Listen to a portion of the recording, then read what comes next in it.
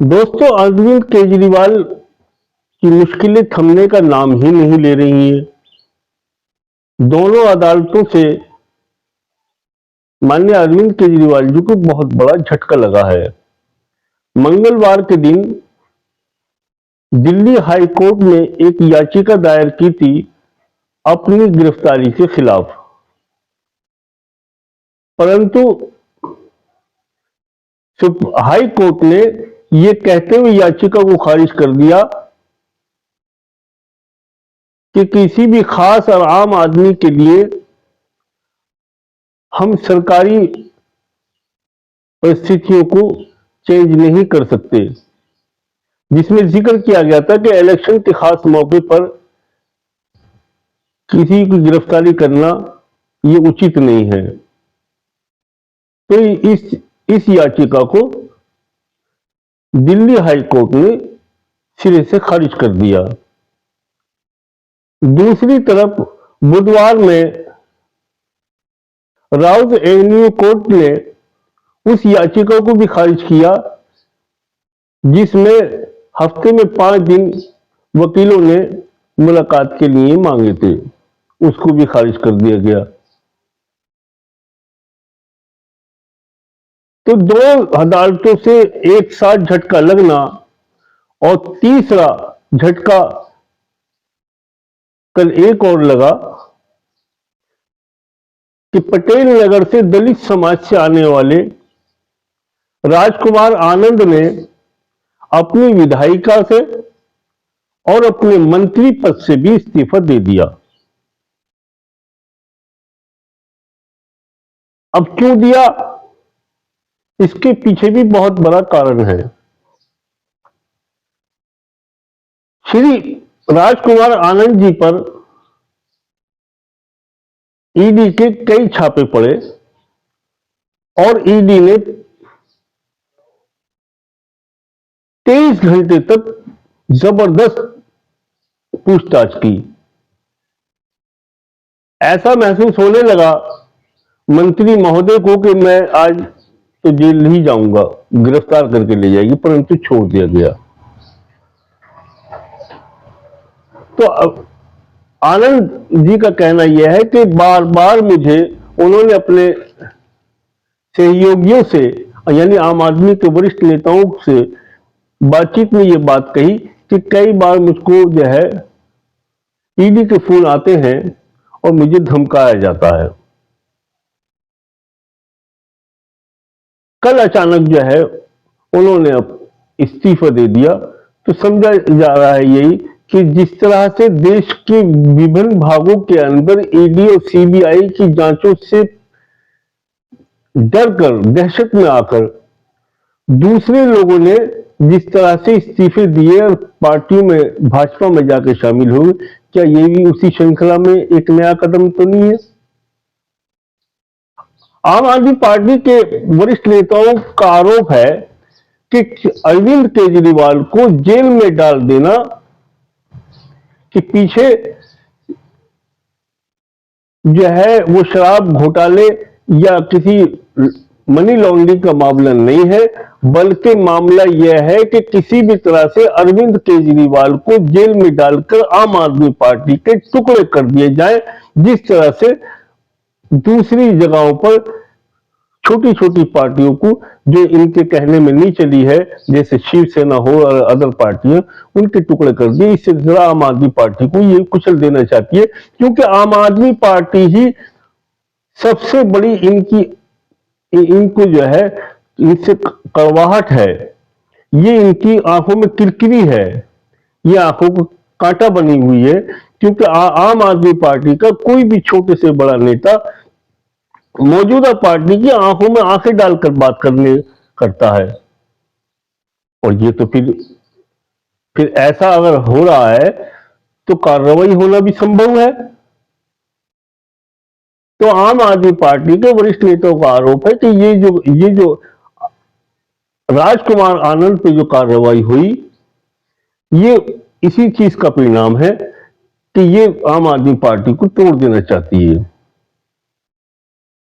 उन्होंने प्रेस वार्ता में संजय सिंह और भारद्वाज जी ने यह भी आवाज बुलंद की अपनी, कि इससे पहले तमाम वरिष्ठ पत्रकार ये बार बार क्वेश्चन करते थे कि आम आदमी पार्टी सीबीआई और ईडी को की जांचों का क्यों विरोध करती है। तो कल संजय सिंह ने ये बात बतलाई कि हम किस वजह से विरोध करते थे और किस बात को कहते थे, कि ये सीबीआई और ईडी का जांचों की पड़ताल करके ये जो है आम आदमी पार्टी को तोड़ना चाहती है, और उसी का ये परिणाम हुआ कि राजकुमार आनंद ने अपने पद से रहते हुए इस्तीफा दे दिया। उन्होंने ये भी आरोप लगाया कि आप देख लेना, पत्रकार बंधुओं से कहा कि आप देख लेना कि कल या परसों में ही ये भाजपा का पट्टा पहने हुए नजर आएंगे या उनके सहयोगी पार्टियों का। अगर ऐसा होता है तो आप सवाल जरूर करिए कि क्या जिसको भाजपा की पूरी भाजपा जिसको भ्रष्ट भ्रष्ट बतलाती रही है राजकुमार आनंद को, तो आज वो भाजपा के अंदर कैसे व्हाइट हो गए, कैसे ब्लैक से व्हाइट हो जाते हैं, ये सवाल जरूर कीजिएगा। ये अरविंद केजरीवाल के वरिष्ठ नेता श्री संजय सिंह ने वरिष्ठ पत्रकारों से बातचीत में कहा। उधर चुनौती देने के बावजूद उसको याचिका को जो चुनौती दी ईडी की गिरफ्तारी पर, और ये याचिका जब रद्द हो गई तो अरविंद केजरीवाल के वकील ने सीजीआई डीवाई चंद्रचूड़ जी को एक ईमेल भेजा, जिसमें उन्होंने कहा कि दिल्ली हाई कोर्ट ने अविश्वसनीय दस्तावेज पर जिसे छुपाए गए हैं, इस पर यह याचिका खारिज की गई है, और उनसे अनुरोध किया कि आप इसमें संज्ञान लें। तो श्री चंद्रचूड़ जी ने इसके जवाब में कहा कि आपको जो है आपकी बात सुनी जाएगी और जो भी होगा वो उचित कार्रवाई जल्द की जाएगी। अब देखना यह है कि क्या आने वाला समय में सुप्रीम कोर्ट से सीएम केजरीवाल को राहत मिलती है या नहीं मिलती। यदि इलेक्शन से पहले अगर सीएम अरविंद केजरीवाल जी बाहर आ जाते हैं सलाखों से, तो जितना बदलाव राजनीति में अब तक आ चुका है, जितनी दिल्ली की राजनीति परिवर्तन हो चुकी है, फिर इससे भी ज्यादा परिवर्तन आ जाएगा। क्योंकि बोलने वाला एक ही व्यक्ति बाहर है, संजय सिंह, और दिल्ली की जनता संजय सिंह से ज्यादा अरविंद केजरीवाल की बातों पर विश्वास करती है। अरविंद केजरीवाल के जेल में जाना ये दिल्ली की जनता को हजम नहीं हो रहा। दिल्ली की जनता भले ही लोकसभा सीट के अंदर भाजपा को हमेशा वोट देती चली आई हो, लेकिन अरविंद केजरीवाल की लोकसभा इलेक्शन से पहले गिरफ्तारी को लेकर कहीं ना कहीं आहत है। क्योंकि पूर्वांचल के लोग दिल्ली में बहुत बड़ी तादाद में हैं, और ये लोग दरमियानी हैसियत के लोग हैं,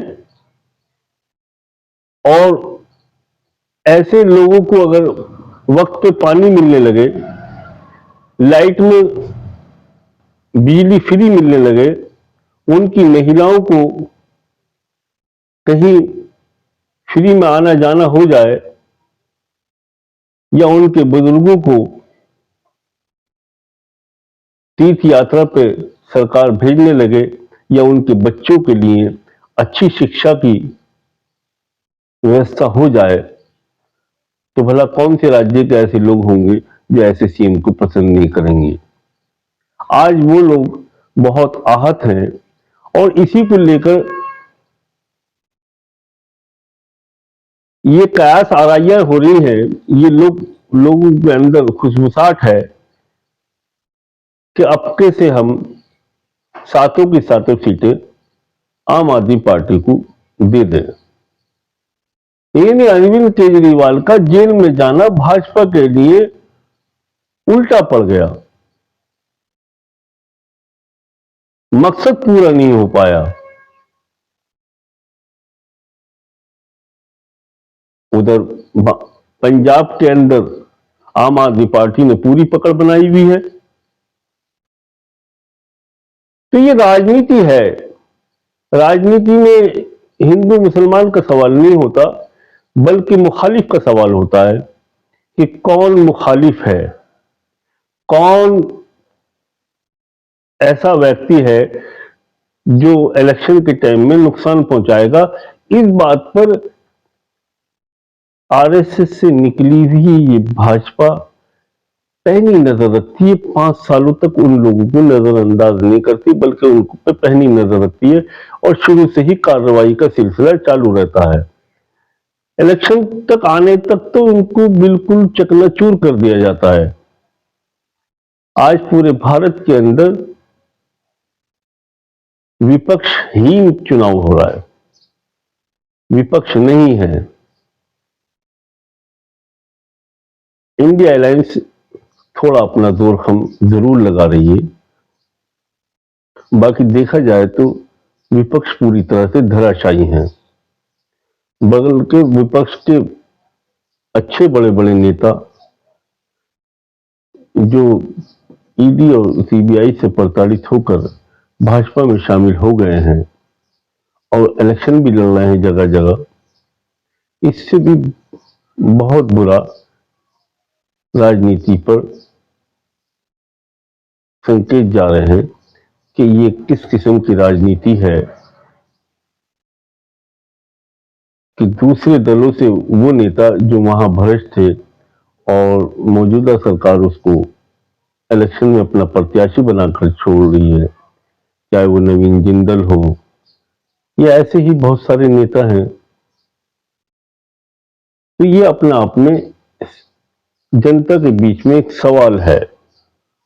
जनता कहीं ना कहीं खामोश है और जनता की खामोशी राजनीति के लिए अच्छा प्रभाव नहीं है। जनता ही तो ऐसी है जो सीटों को अदल बदल करती है। जनता ने, हमने देखा कि 1977 में जब इमरजेंसी का दौर आया और तानाशाह किस्म की प्रधानमंत्री रही श्रीमती इंदिरा गांधी जी, तो जनता ने चाहा तो पलट दिया। ऐसी देश विदेशों में बहुत तानाशाह लोग आए हैं और तब जनता के अंदर की खामोशी जागी है और उनके अंदर से जो एक ज्वालामुखी फूटी है, तो बड़े से बड़े शहंशाहों को, राजनेताओं को तख्ता पलट हो गया। तो दोस्तों, भविष्य में क्या होने वाला है, क्या नहीं होने वाला, ये तो आगामी चुनाव के परिणाम ही घोषित हो जाने के बाद पता चलेगा। लेकिन मजे की बात यह है कि इस बार टक्कर का मुकाबला रहेगा।